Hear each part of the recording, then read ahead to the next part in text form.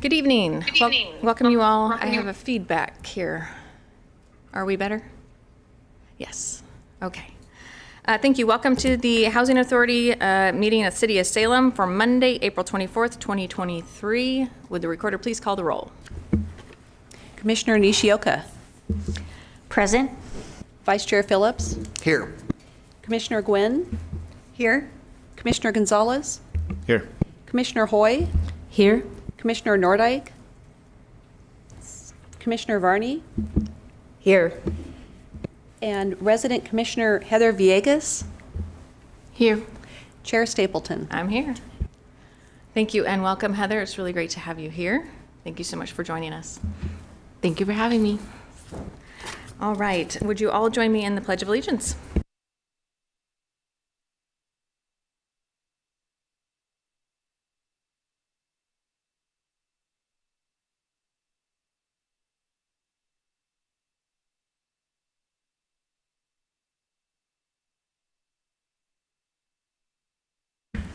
Thank you.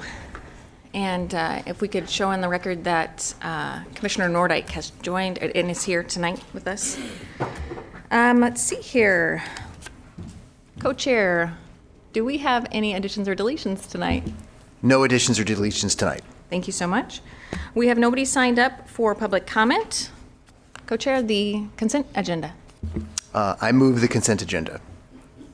I'll second it. Thank you. Second by Nishioka. So the consent calendar consists of the 3.1, which is the April 10th, 2023 draft Salem Housing Authority minutes. It consists of 3.3A, which is the revised Section 8 administrative plan. And it consists of 3.3B, which is the acceptance of funds from ORS 190, the Mid-Willamette Valley Homeless Alliance, in response to Oregon Governor's Executive Order 23-02. And that concludes the consent agenda. Thank you so much. Some really great news. I know all of us are really excited about item 3.3B. Is there anybody who has any comments about the consent agenda? I know you all are excited about this, so 1, 2, 3, right? All right, would the recorder please call the roll? Vice Chair Phillips. Aye. Commissioner Gwynn. Aye. Commissioner Gonzalez. Aye. Commissioner Hoy. Aye. Commissioner Nordike. Aye. Commissioner Varney. Aye. Commissioner Nishioka. Aye. Resident Commissioner Villegas. Aye. Chair Stapleton. Aye. Motion passes. Thank you so much. We do not have any public hearings and no special orders of business, but we do have a project management report on our information reports. Would you like to start us off with just a brief overview on that for us and the public's enjoyment? Good evening, I'm Nicole Hughes. I'm the Housing Administrator for Salem Housing Authority. And tonight I wanted to touch on the homeless rental outreach programs that we do at the Salem Housing Authority. And part of the grant program that we will be receiving for the declaration of emergency for the state of Oregon. This is a similar situation that we'll be able to provide that additional assistance to. Recently, our outreach team assisted a 58-year-old female who was chronically homeless and chronic user of services. With the combination of Salem Police Department property owners and SHA all coming together, we were finally able to house this individual. On a day that was very, very difficult for this individual due to the chronic syndrome related to being out on the streets for a long period of time, this individual now has a roof over their head, a shower, and is residing at Redwood Crossings. The comment that she made as she entered the apartment was, "I'll follow the rules if I'm on the right side of warm." And that's something touching that we hear on a regular basis, and wanted to be able to share that with all of you. The work that this team does out there with the Salem Police Department, the Public Works team and the different partners out there is very important to ensure that these individuals have a second chance. I can tell you just a few days of being inside, today was a whole new day for her to wake up. And you can already see the progress from just a few nights of good, solid, stable, secure sleep and shower and meals. So it's very important, and we appreciate everything that you do for the Housing Authority as the commission as we continue to try to seek out grants and come up with new buildings. I'm sure many of you have heard of our unfortunate news at Yaquina Hall, and we do have a delay at that building, but we are still hopeful and we'll get that going as quickly as we can. The main power was cut to the building and we have no power. We do have full-time security and a fire watch there.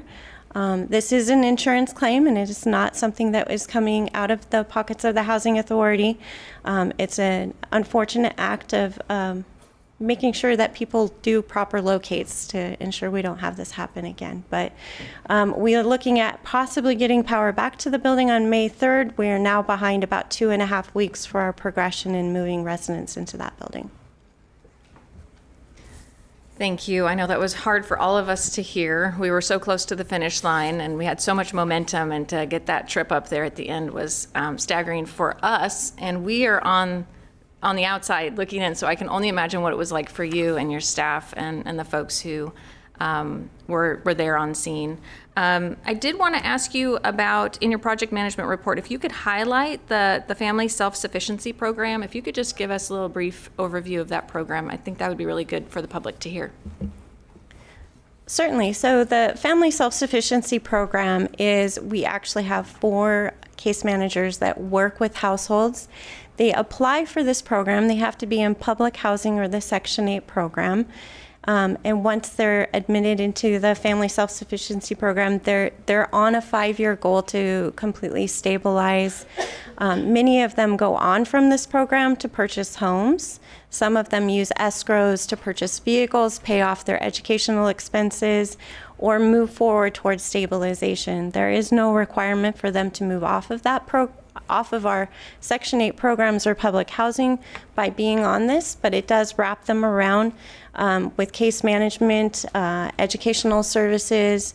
Many of them are exceeding their goals right away. And what happens during this 5-year period of time is when they get additional income into their household, the difference from that income and their rent, this is probably very complicated, but that goes into an escrow account. And as long as they fulfill their goals during that 5-year period of time, that escrow account then goes to that individual for specific things that they can acquire a home, pay off debt, be able to pay off their school loans. And so it's a great way for them to make that next step forward. I know I've seen escrow checks go out for anywhere from $5,000 to $25,000 at the end of those 5 years. That's really great. Thank you so much. And I hear an echo again, so I'm going to pause. Does anyone else have any questions? Yes. Not a question, just a comment. Great work, and thank you for sharing the personal story of one person's victory. So thank you very much. Great. All right, we'll see no other questions. We are adjourned. Thank you so much.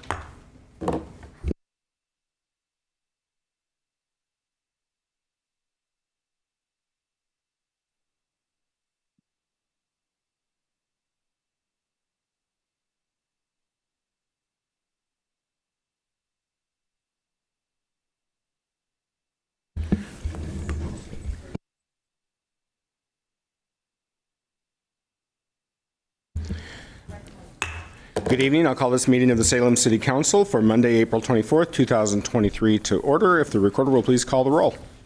Counselor Stapleton. I'm here. Counselor Nishioka. Here. Counselor Phillips. Here. Counselor Gwynn. Here. Counselor Gonzalez. Here. Counselor Hoy. Here. Counselor Nordyke. Here. Counselor Varney. Here. Mayor Hoy. Here. Councilor Stapleton, do we have any additions or deletions to the agenda? Not tonight. Thank you. So it's time for council and city manager comment. I would note that we have our city manager here virtually. He is online tonight. I do want to just start out by thanking everybody, all the council members who were able to come to the opening of the Navigation Center today. I think it was a really great day for the city of Salem.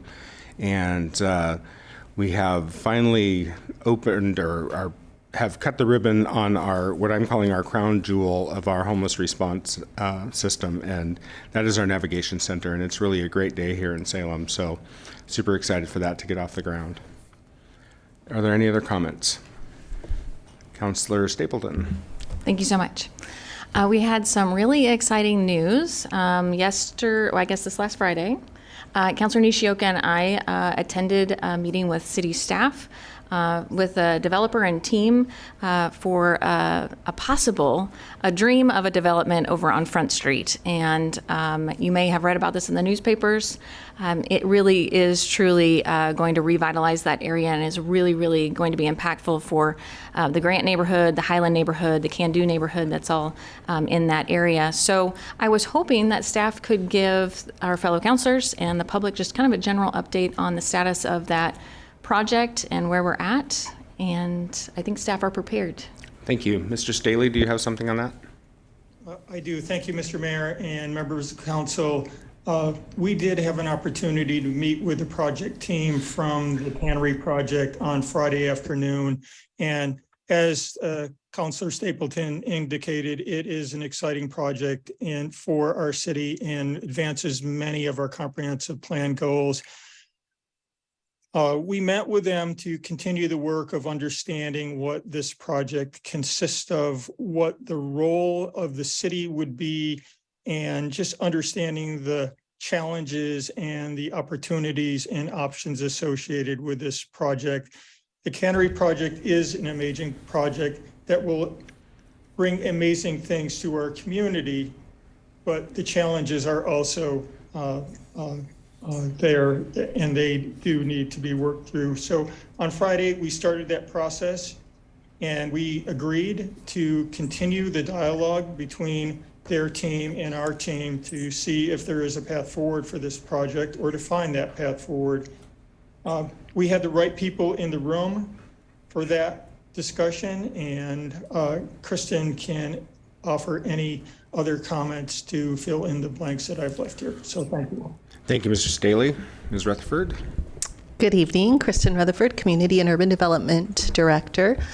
So yes, we had a Friday afternoon workshop with consultants, development team, and city staff that started with a presentation and a bigger, broader audience, including some councilors and other elected officials from the region.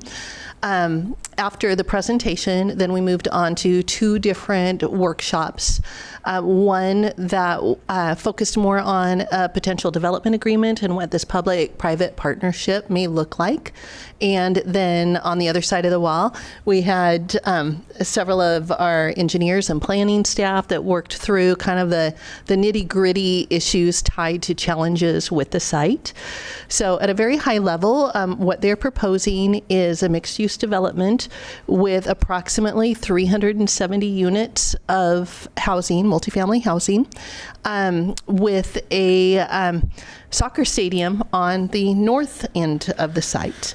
And so the challenges, that we're working through are tied to having this sandwiched between a railroad and a road and a river and a greenway, and existing development on each side. So there are many other stakeholders that need to be engaged as we continue this sort of funneling and filtering process and learn more, including getting the rail to the table.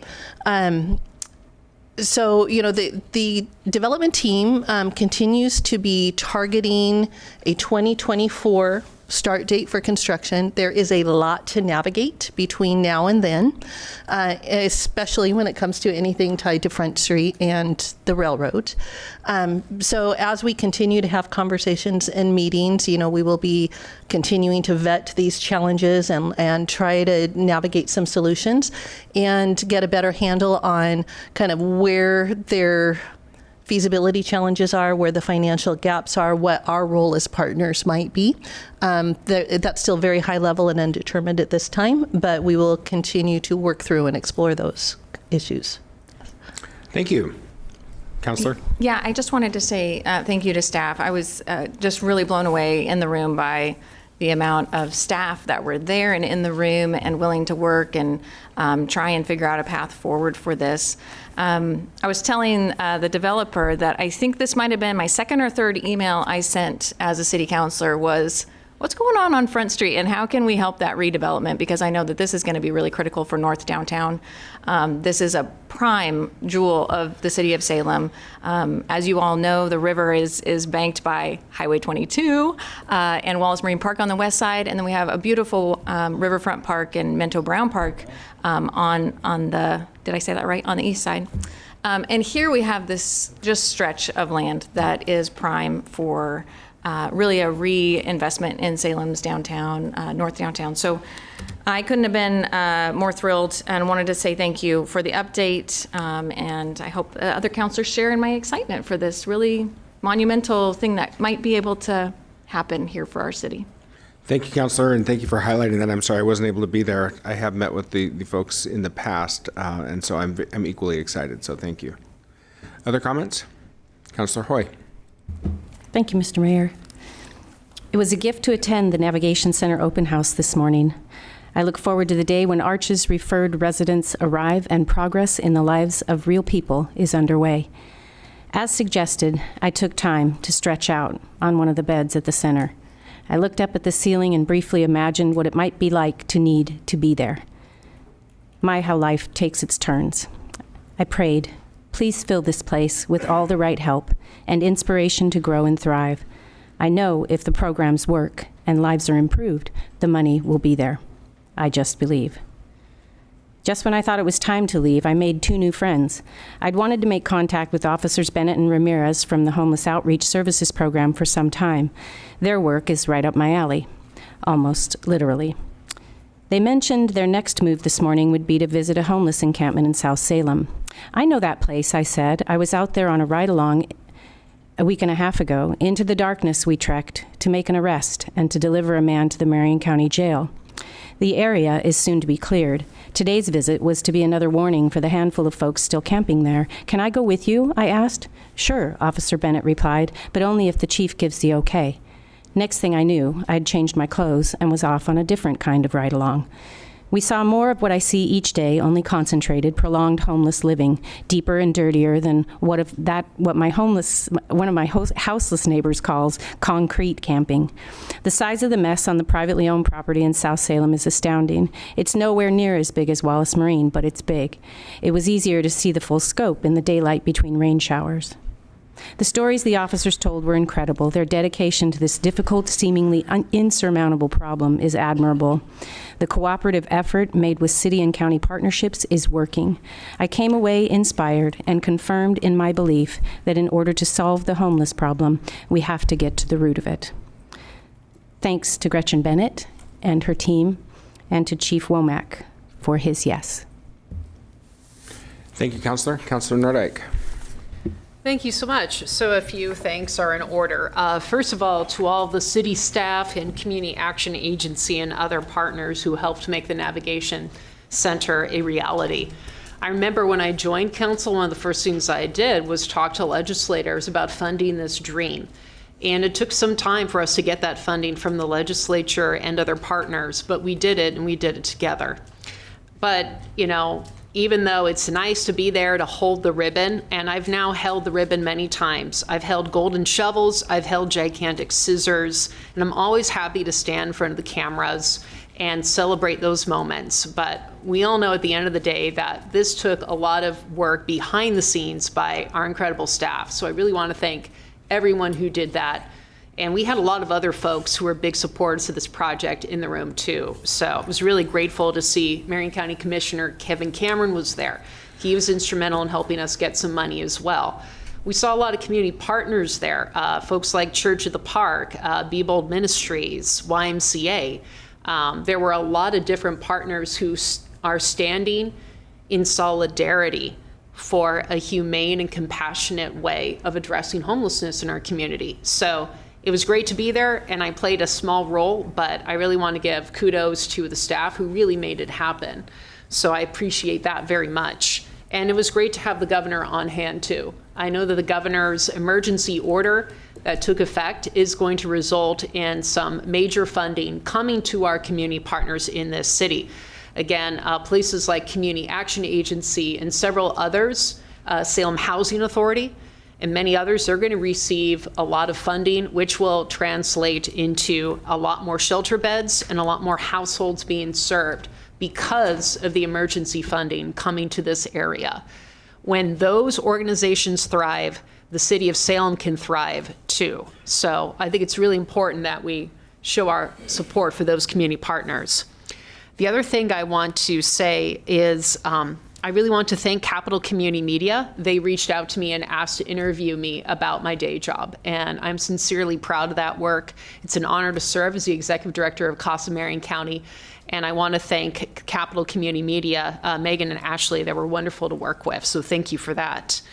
I did have a couple questions. I had told the mayor and our council president and the city manager that I wanted to see an update on the cannery property because I would like to know what's going on.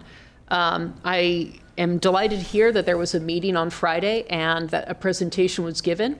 I'm sure that for any of the councilors who were not present for that meeting, I would love to see a copy of that presentation, and I'm hoping that it can be circulated amongst council members so we're all on the same page moving forward.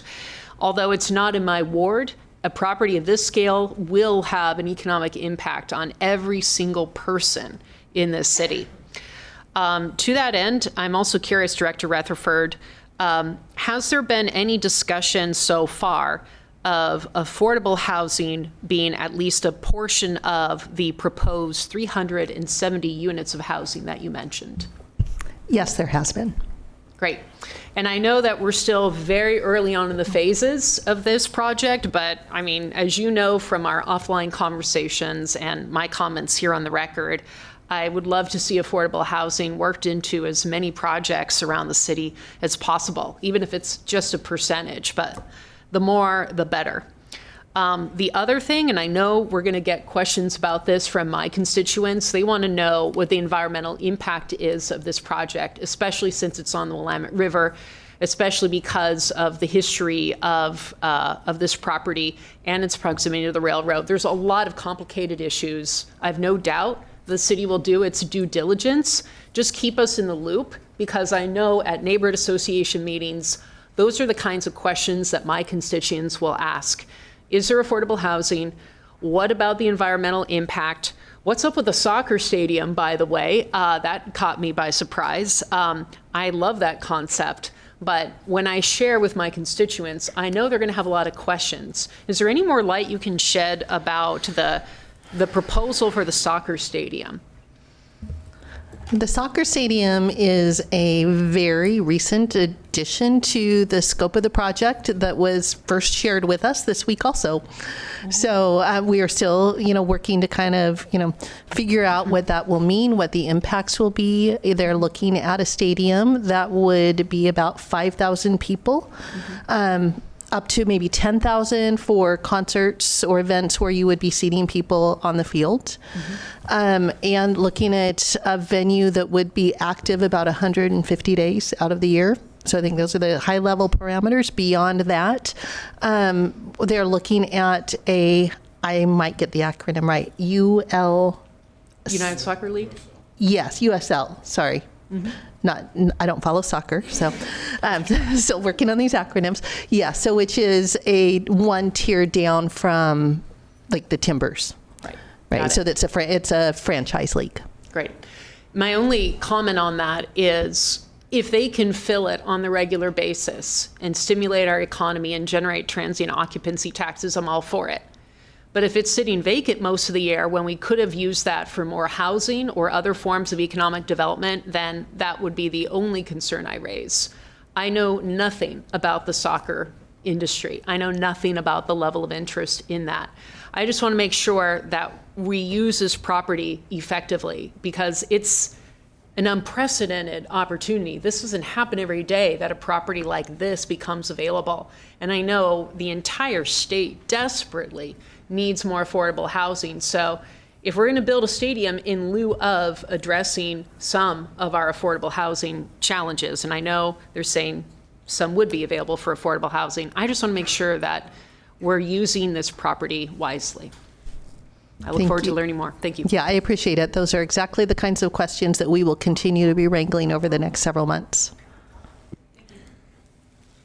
Thank you, Counselor. And just to be clear, this isn't a city proposition. It's not the city building a stadium. This is a private development. We're in discussions to see how we can help, but it's not a city initiative. That's correct. Yeah. And I think I have mentioned to you all before, I met with the folks from the USL a few months ago about the possibility of coming to Salem. And so this isn't the first conversation. It's the first conversation for that location, though, for sure. Other comments? Councilor Gonzalez.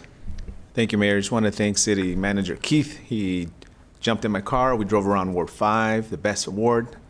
And, but basically I showed him sort of a weird ward, but the way it's shaped, but how important it is to Salem and to our region.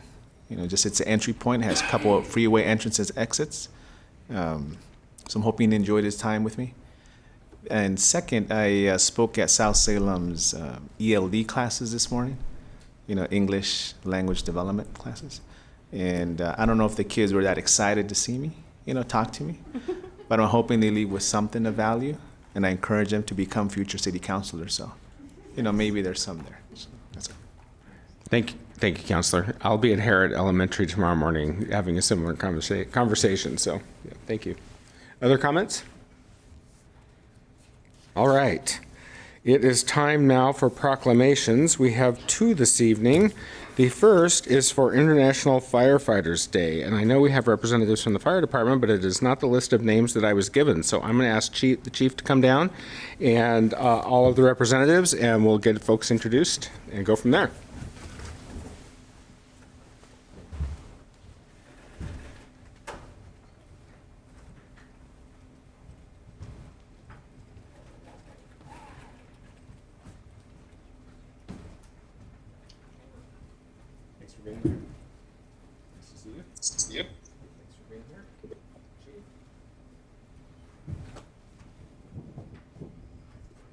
All right.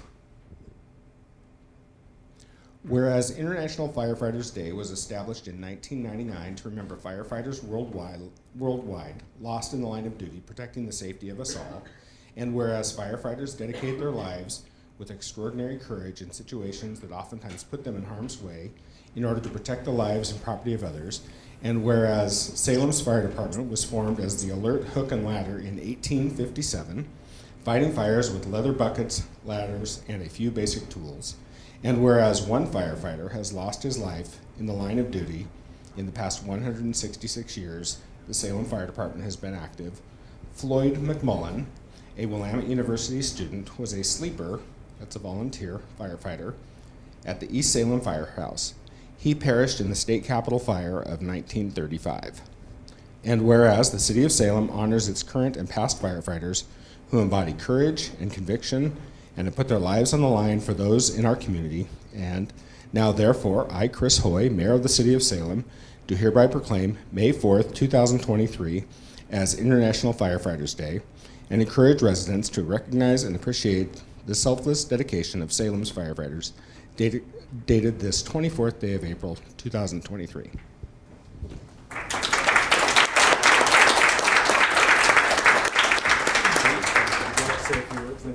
Shake your hand first. Sorry. I'd just like to say I'm incredibly proud of the men and women that serve our community every day. They do a fantastic job. Last year, we actually lost another firefighter to cancer, and he's going to be put on the LODD wall in Colorado this September, I believe. So, in 165 years, we had one deputy fire marshal that passed away too at a conference. It was line of duty as well. So we've lost 3 in 165 years. So that's a very good safety record. But these folks, 31,000 calls last year here in Salem, incredibly busy, dedicated, and so it's just really an honor and a pleasure to get to work with them. And they really do serve selflessly to our citizens here. So thank you for the mayor and the council for this recognition. We appreciate it.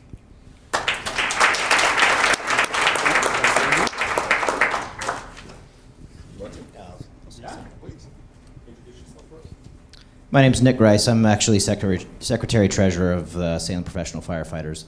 And so I would just like to thank you guys for your support. We actually just finished up bargaining with the city and have a tentatively agreed upon contract that you guys should be seeing in the next month or so.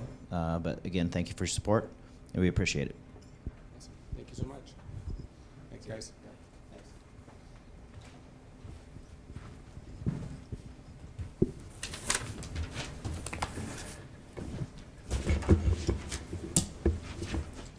And now I'd like to call forward Capiolani Mickey, Adorino Pete, Rommel Mayor, and Uziel Vasquez. Come on down. Oh, and it looks like we have a couple of more folks. Come on down with us.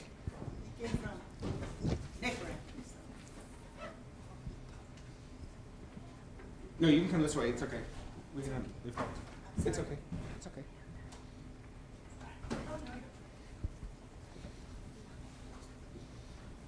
Come on up. Thank you for being here. Thank you for being here. Thank you for being here. Thank you for being here. Thank you for being here. Thanks for being here. All right. I'm going to step clear down here and read this, kind of like we just did in the last one. Whereas, following the 1990 passage of an amendment to a joint resolution of Congress, President George H.W. Bush declared the month of May Asian and Pacific Islander American Heritage Month, noting the significant contributions in science, commerce, education, and the arts made by Asian Americans, Pacific Islanders, and Micronesians. And whereas the month of May was chosen to commemorate the immigration of the first Japanese to the United States on May 7, 1843, and to mark the anniversary of the completion of the Transcontinental Railroad on May 10, 1869. The majority of the workers who laid the tracks were Chinese immigrants, and whereas Asian Americans, Pacific Islanders, and Micronesians have demonstrated their dedication to ideals upon which the United States was founded, and have worked for the advancement of human rights and democratic ideals throughout the world, and whereas Asian Americans, Pacific Islanders, and Micronesians have a proud legacy of service and dedication to our city, and have helped sustain Salem's rich culture with their love of family and community. Whereas the city is grateful to all who work to foster greater cultural awareness and understanding. And now, therefore, I, Chris Hoy, Mayor of the City of Salem, do hereby proclaim May 2023 as Asian Pacific American Heritage Month, and ask that residents of Salem join me in this special tribute to celebrate the contributions of Asian Americans, Pacific Islanders, and Micronesians, dated this 24th day of April, 2023.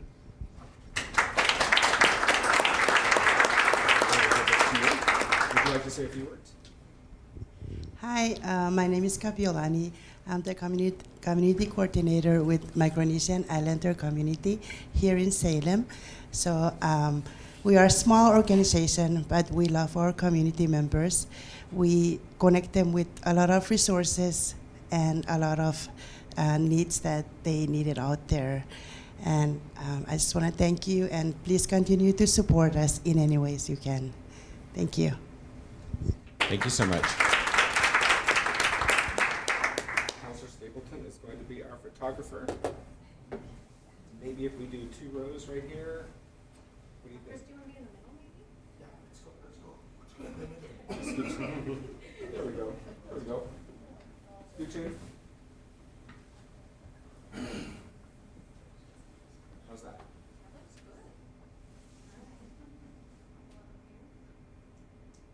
Awesome. Thank you so much for being here. Thank you.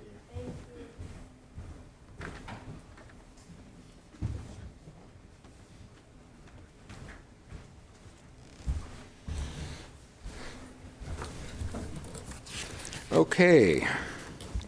Now we are on to public comment. I'm sorry, yes. Thank you. I just wanted to make a comment in thanking you for the proclamation for the Asian Culture Heritage Month, the Asian Pacific.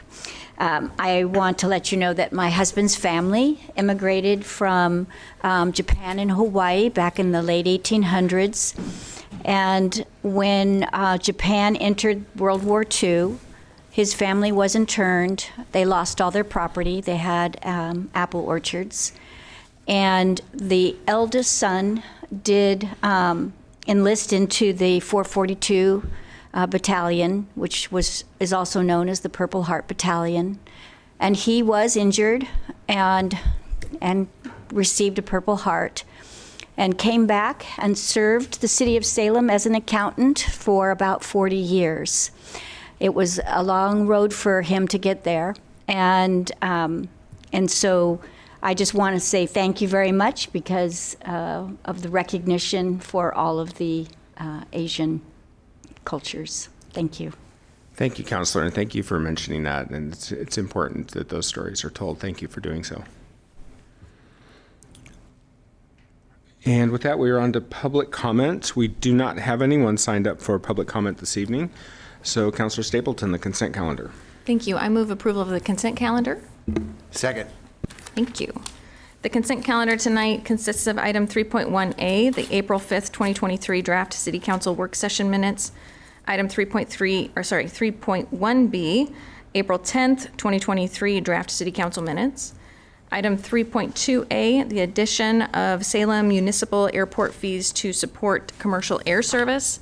And item 3.3A, the extension of a lease with the state of Oregon for property in West Salem containing a portion of Wallace Marine Park. And that concludes our consent calendar. Thank you, Counselor. So we had a motion from Counselor Stapleton, a second from Counselor Phillips. I'm supposed to be saying that out loud, and I forgot. So I apologize and hope the recorder will forgive me. Thank you. Is there any further discussion? Is that a yes? Counselor Hoy? Thank you, Mr. Mayor. I did have a question. Looking at the map and where the arrows point on those properties. Which item number are you talking about? 3.3A. 3.3A. Yeah. Yes. 3.3A. Just that I wondered if, I just read the conditions, and I hope we're keeping those properties clean as to the agreement with the state. Is that a question for staff? It's kind of a question. All right. I spent a little time out there and saw some homeless camp stuff happening and just wondered what our commitment is to that agreement. Thank you, Counselor. I think I see Mr. Martin reaching for the microphone, so we're going to let him have a chance to respond to that. Sure. Good evening, Brian Martin, Acting Public Works Director. That area and that agreement, for those of you that don't know, it encompasses the Wallace Marine boat ramp parking area, and then the areas underneath the bridges. So that area is treated like other areas where I think we do our best to keep it clean. I think Gretchen could probably provide more information if needed, but yeah, it's like all the other areas, so it would be scheduled for cleanup. Thank you. Any further discussion? Will the recorder please call the roll? Counselor Varney. Aye. Counselor Stapleton. Aye. Counselor Nishioka. Aye. Counselor Phillips. Aye. Counselor Gwynn. Aye. Counselor Gonzalez. Aye. Counselor Hoy. Aye. Counselor Nordike. Aye. Mayor Hoy. Aye. Motion passes. I see we're on to item number 4, public hearings. We have none this evening, so we are on to special orders of business, item 5A, which is our Center 50 Plus Advisory Commission 2022 annual report. Come on up and hit that button for me so the green light comes on. And be sure and introduce yourself for us and go ahead with your presentation. Good evening, Mayor Hoy and City Councilors. I'm Ron Rubel. I'm Center 50 Plus's Advisory Commission President. Included in this evening's agenda, you'll find the Center's 2020 annual report. The Center, as you know, is located in Northeast Salem.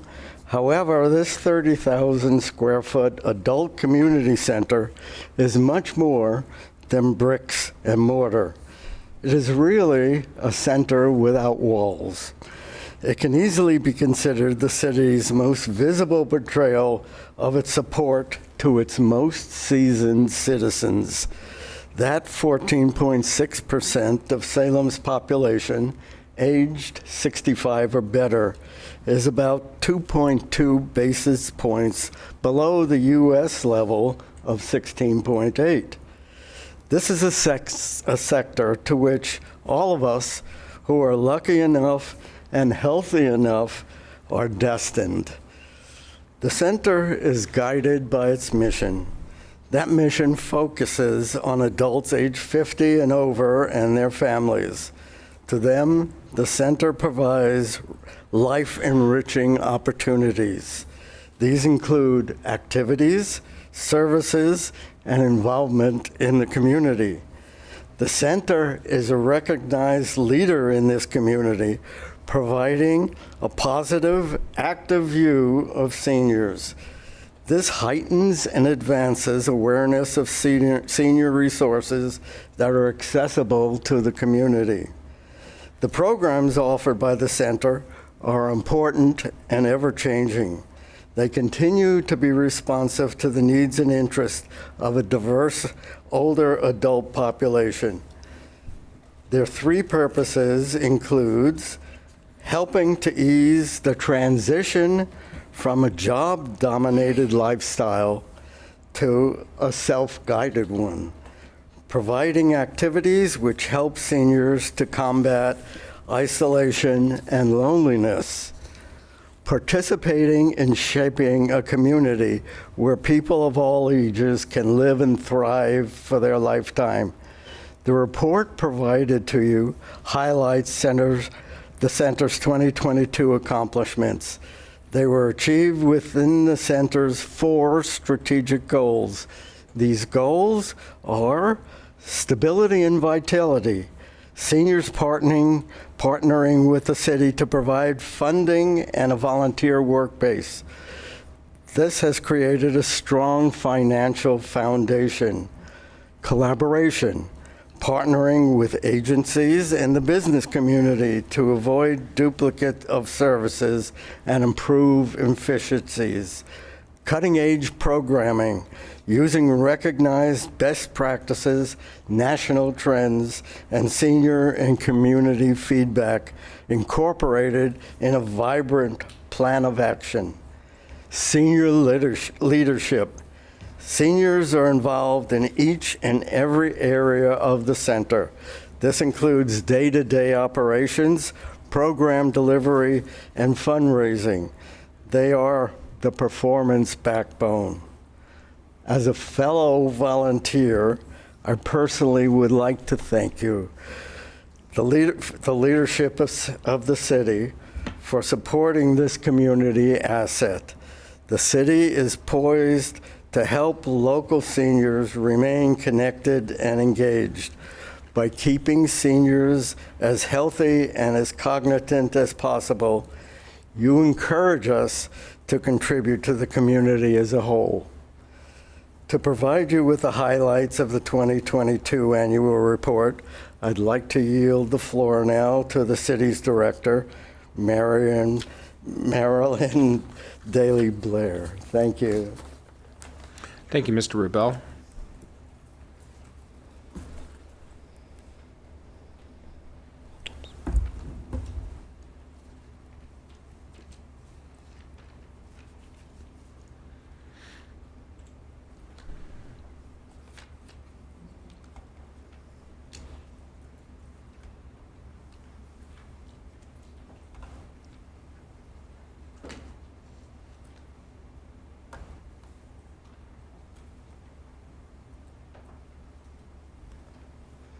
Good evening, Mayor Hoy and City Councilors. I am Marilyn Daly Blair, and I'm the director at Center 50 Plus, or the manager at Center 50 Plus. I just want to take a moment and acknowledge Ron Rubel, our president of our advisory commission.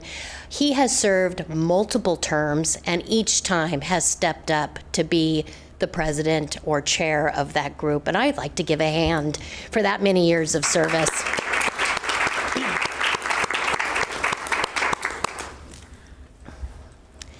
We are very fortunate at Center 50 Plus, and I'm looking forward to just sharing a few highlights this evening.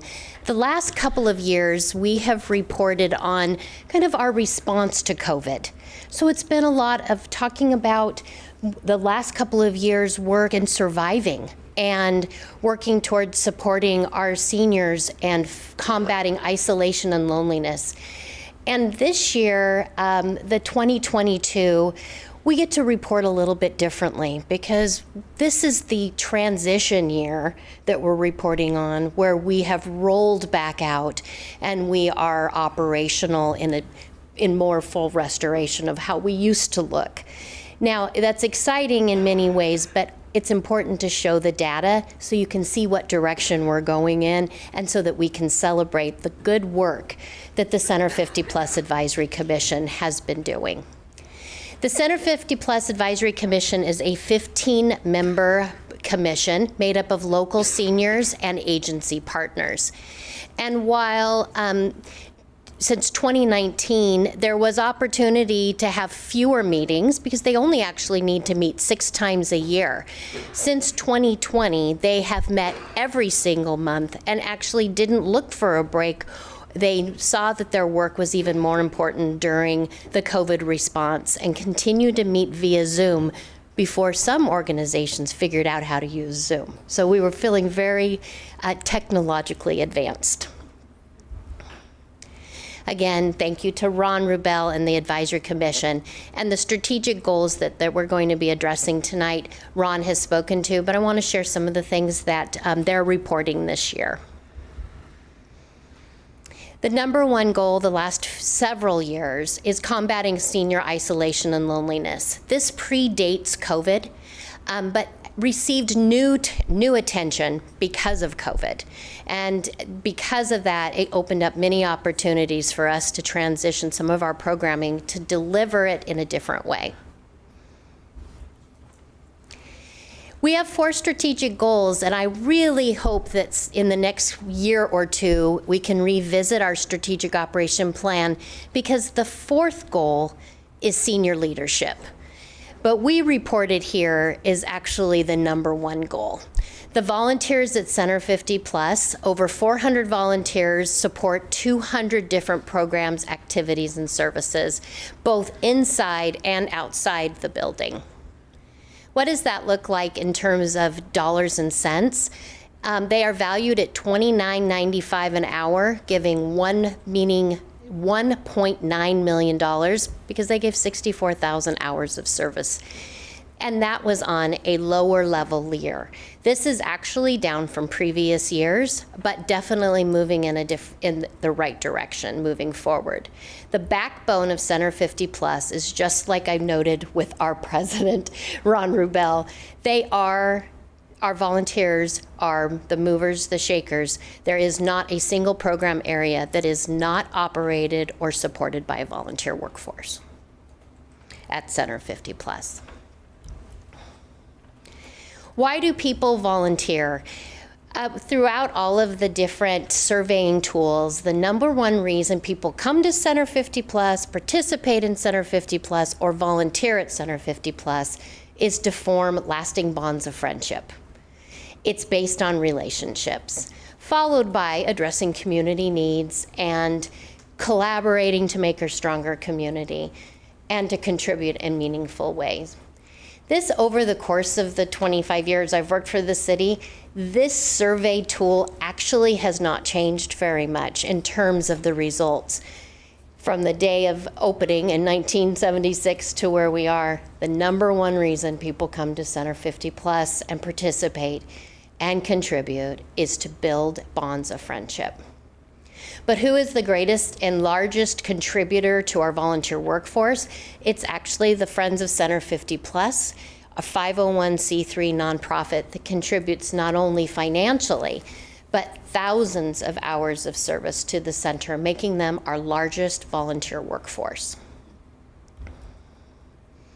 So what is next? In your report, it was laid out. The Advisory Commission takes their strategic goals very seriously, both with identifying what they can do and what they need to do next. And for the volunteer workforce, it is such an important utilization of that partnership between community members and the city of Salem. And it has been one that has allowed the center to offer many more programs and activities than are even included in the general fund. But to perform that, it has been identified as a goal to discuss adequate staffing to support volunteer workforce. How do you manage volunteers, 400-person volunteer workforce, without any staffing support? And the center currently does not have a volunteer manager. Also, the desire of the Advisory Commission is to support the redesign of that volunteer program to just run better, be more efficient, interview, training, placement, just do it better. The next that we want to talk about, we have 9,800 non-duplicated participants. And we show this chart this evening because in 2019, pre-COVID, we were seeing almost 900, a little over 900 people, individuals a day at Center 50 Plus. And COVID impacted us. Of course, we were closed for the most of 2020, and then very small amount of opening, very structured by appointments, limited programming for 2021. And you can see we increased our outreach. So where the building was, the doors were closed at the building, the services didn't stop being delivered. It was just a redistribution of our time and our resources. But 2022, you can see that the trend is that we are moving in the right direction. People are coming back to the center, but they're behaving differently. And I'll talk about that when we get to some of our programming.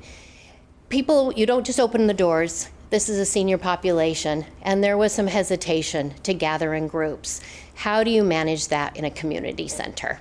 And that has been a growing and actually a very important learning experience for us at Center 50 Plus, and one that we talk about each and every month at the Commission.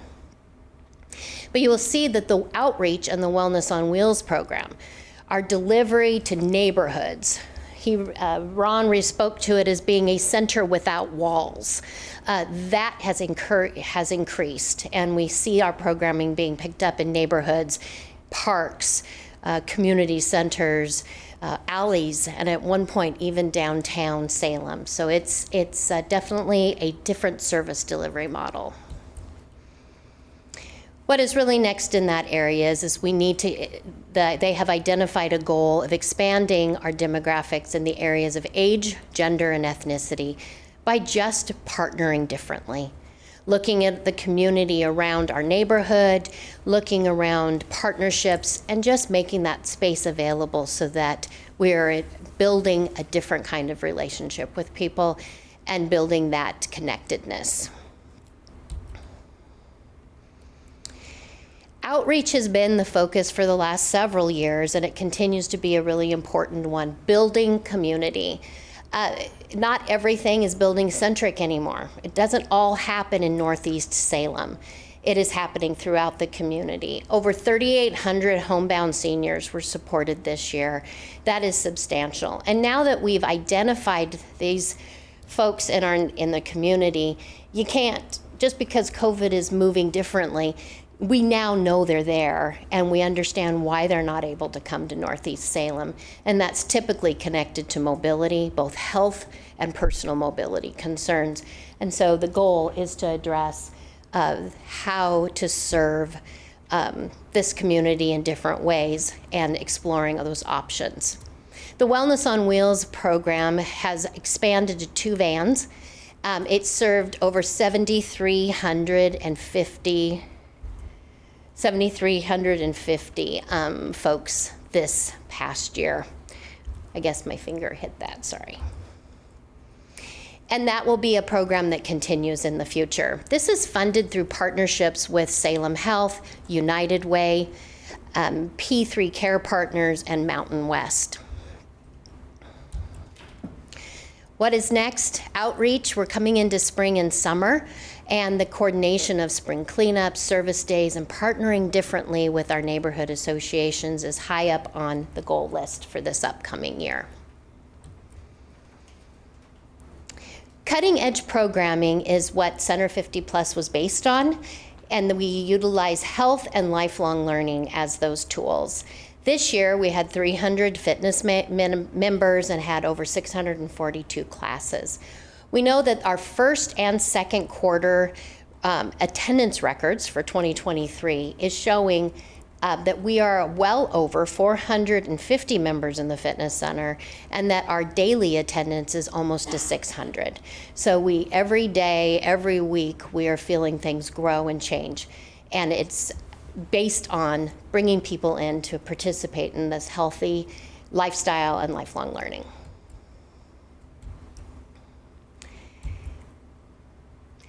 Last but not least, in your report on the last page, we talk about age-friendly Salem. On the internet, we have the full assessment from 2017, where Center 50 Plus Advisory Commission was asked to partner with AARP to become an age-friendly community. And yes, 2017 seems a ways back, but it's a lot of work to become an age-friendly community when you're addressing barriers to each and every one of the areas listed, from outdoor spaces to transportation to housing. This is done through a lens of how do these things impact older adults, and how can we remove those barriers and make Salem a place that people can live and thrive for their lifetime. This upcoming year, the Advisory Commission has selected 2 major areas to work on in the age-friendly work. That is communication and age-friendly communication. We recently had a listening session to talk about what does it look like to be, how do we communicate better with our older adults in the community? And it does one size fit all. And that committee has been formed, and they'll be addressing that. The other is partnering with several local agencies to improve mobility for those people that are do not have access to a personal car or have need to take advantage of public transportation, or are looking for ways to support one another with errands and activities like that. And that project includes a one-on-one volunteer program helping people get to and from appointments and other important things. The full report is on the website, as well as the draft action plan that the Advisory Commission recently approved. And if you have any questions, I look forward to addressing those, or if you have any questions of Ron Rubel. But thank you again for letting us present the year of transition. Thank you, Marilyn. That was really, really great information. You're doing some amazing work out there, and we so appreciate it. Other questions from council? Councilor Nordyke. Thank you, Mr. Mayor. Thank you, Ron and Marilyn. You guys do extraordinary work, and I'm sure it is life-saving work. Isolation during the pandemic was really dangerous for a lot of our seniors, and I was so impressed at how effectively the Center 50 Plus pivoted during that time. And I remember talking to you, Marilyn, about all the various programs you had for us to stay connected with seniors, even remotely, whether it was the wellness van or the pen pal system. There were so many different ways to stay connected, and my hat is off to you guys, because that pandemic was a real curveball for all of us. And I think Center 50 Plus really stepped up. So kudos to you, Ron, and your entire group for all the volunteer work and staff support. I do have a few questions. And most of my questions are centered around accessibility to non-English speakers. My first question is, how many bilingual staff does the Center 50 Plus have right now? We have 3. Great. What languages do they speak? Spanish and Russian. Excellent. How many programs are offered in languages other than English right now, if you had to estimate? We do not have any that are only spoken in a different language. Currently, we just utilize the translation services provided through the city. Okay, great. And I'm glad to hear that we have those services available. I also am looking at your program guide for the spring of 2023, and it's fantastic. I see all kinds of great workshops, in addition to the gym membership and so on. I'm wondering, can we get that, unless it's already being done, is that program guide offered in Spanish or other languages currently? The program guide is done through the translation that's available online, but recently we hired new office assistants with the focus of being able to offer that at a greater level. Great. And then the last question I had, you mentioned a pop-up option for going out into the community, as I understand it, to help meet seniors where they are.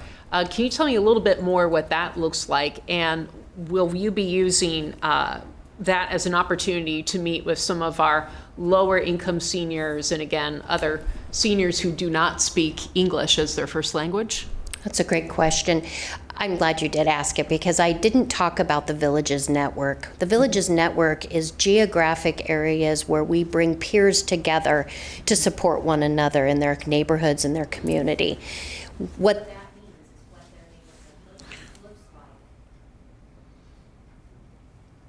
Looks like your microphone is off, Marilyn.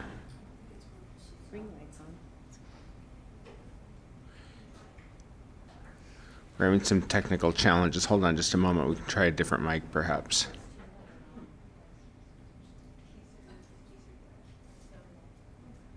Did we lose power over there?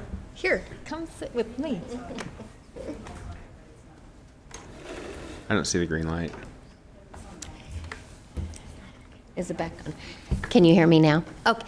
So what makes that really special is that those neighborhoods are unique and that we can build the programming around the partners that are in that neighborhood. For example, our partner at Catholic Community Services, we've been partnered with them at the Mill Creek area, bringing up pop-up programming. Well, the neighbors are the ones leading that. And so it's going to be representative of what's important to them in each neighborhood. So that's what a pop-up looks like. Thank you, Marilyn. Are there other questions? Oh, looks like we're going to do some musical chairs for a second, and Councilor Stapleton has a question. Thank you. But I'm still not seeing your green light, Marilyn, so we're not going to be able to use that microphone. We'll go back and forth here. So first of all, I wanted to say thank you to both of you for presenting such a great presentation. Actually, Marilyn, maybe I'll just have you come up here. Oh, perfect. Will that work? Come on up. It's fine. Have fun. There you go. Go ahead, Councilor, with your question. Okay. So I wanted to thank you all for coming and giving a great presentation. I also wanted to thank you for inviting me to come to one of the advisory board's meetings. I got to go, I think it was last month, but time is a flat circle for me lately. And I got to just listen into a session on how we are doing really well at communicating and what areas we can do better. And it was so wonderful to meet everybody there. They really were quite a board and really worked well together. And they had so much wisdom to share. And so I was thankful that I could be there for that. I have a question for you, and I'm not sure you can answer it, so don't worry if you can't. But on that vein of communication, I feel like the Center 50 Plus does a great job of communicating what they have to offer to the community that they serve. But you do so much more for the community that is not 50 and over by being there for our senior citizens and offering programming. I know that you also have support groups for folks who are caregivers and such things. There's just so many things that are happening at Center 50 Plus. We as a city need to do better at telling our story because we are a full service city. I mean, the fact that we have a Center 50 Plus is amazing. So how could we do better at communicating with folks who are not necessarily in the age bracket that use your services, but we all benefit from them? Well, I think you're absolutely right. Every one of us need to think about our future or the future of our family members that we're trying to support. We right now currently partner with a variety of other agencies and try to piggyback on the publicity and the word of mouth and share it that way. But I think that what you might recall from our listening session was that the majority of the people in the room said that they learned about Center 50 Plus word of mouth. And it's because they're relationship driven and they get their information from people that we trust. So in terms of how we can support that is continually building trust with a variety of groups and be more open to exploring groups of all ages. And that's really, it's not just a publication or newspaper kind of concern. It's how do we make it a serious concern for all? Because sometimes people hear about it, but they don't take it seriously because they don't think it involves them yet.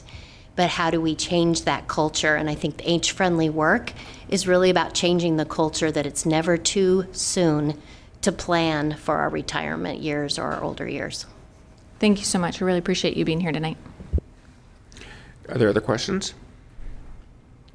I think this desk suits her. What do you all think? Yeah, thank you, Marilyn. Thank you for your flexibility with the technology. All right. With that, we are on to information reports. We'll just go through them in order. Item 6A, are there any questions or comments? 6B? Mayor Hoy? Yes, Councilor Nishioka. Thank you. So I just want to state that we all know how critical housing is, and I want to show my gratitude to the developers, Urban Development, Salem Housing Authority, the Planning Administrator, the Historic Landmarks Commission, the Hearing Officer, the Planning Commission, and the City Council for all the work that everyone has done to support all of these housing projects that we have been able to unfold. So I want to thank everybody for that, and I want to say that I'm really grateful for the 2 that are in Ward 2, because go Ward 2. Thank you, Councilor. Anything else on 6B? 6C. Oh, I'm sorry, Councilor Hoy. Sorry, Mr. Mayor, I missed an opportunity on 6A. No worries, Just too 6A, late? we can back up, no Okay, problem. thank you. Go back to it now? Sure. Okay. I was reading the conditions and saw that the car dealership there at Market and the Freeway, or whatever that's called. Freeway Court. Newport Bay Fish Company, or that they were to allow for a 6-foot, I don't remember the word, landscape between the fence and either the side of the road or the sidewalk or whatever it is. I didn't see anything in there about making sure that that is free from camping or trash or anything like that. Is that something that can be included in that? Because I know that area suffers anyway, and anytime I see a space that's landscaped, I just worry that that's going to become a place to plant. Thank you, Councilor. I see Ms. Anderson Ogilvie is here, and she's dashing towards the microphone, although I'm not sure that microphone's going to work, so I might have to invite her up front. The one over here is working now? Great. If not, this desk is ready for you. Nope. The lights are on, but it's not. No, come on up. You can come on up here. Yeah. We'll have to ask Mr. Staley to be remote more often. This has been very handy. Very handy. Thank you for inviting me up. Lisa Anderson Ogilvie, your planning administrator. So the condition is for them to landscape on their own property between the property line and where their parking lot's going to stop. So generally, because it's private property, we don't put conditions that they need to maintain their own private property because they already control that property. And I believe their plan is to fence almost the entire property where the cars will be for security at night, because it's going to be a used car dealership. So I believe that they would maintain their own property and make sure there's not garbage or homeless activity. Because we have city codes that cover that for private property, maintaining the trash and landscaping, that sort of thing. Correct. Okay, thank you for that. I just know sometimes it's hard to realize who's responsible for what, and I was just curious about that. So thank you very much. Thank you. On to item 6C then. Any questions or comments? 6C? 6D. 6E. 6F. All right, that concludes the information reports. Going once? All right. On to ordinances. We have no first readings, but we do have a second reading. All right. Ordinance Bill number 423, an ordinance relating to parking, amending SRC 30.050.055, .1110.405, 111.001, 210.045, 525.065, 525.010, 530.030, 0.045, 533.015, 534.015, 537.010, 552.010, 603.020, 700.020.021, 701.030, 800.040, 0.065, 804.060, 806.015, 0.020, 0.025, 0.030, 0.035, 0.040, 0.045, 0.055, 0.060, 0.075, and 0.080, and repealing SRC 806.005 and 806.010. Counselor Stapleton. Aye. Counselor Nishioka. Aye. Counselor Phillips. Aye. Counselor Gwynn. No. Counselor Gonzalez. Aye. Counselor Hoy. Aye. Counselor Nordike. Aye. Counselor Varney. Aye. Mayor Hoy. Aye. Motion passes. We have nobody signed up under number 8 for public comment. We're adjourned.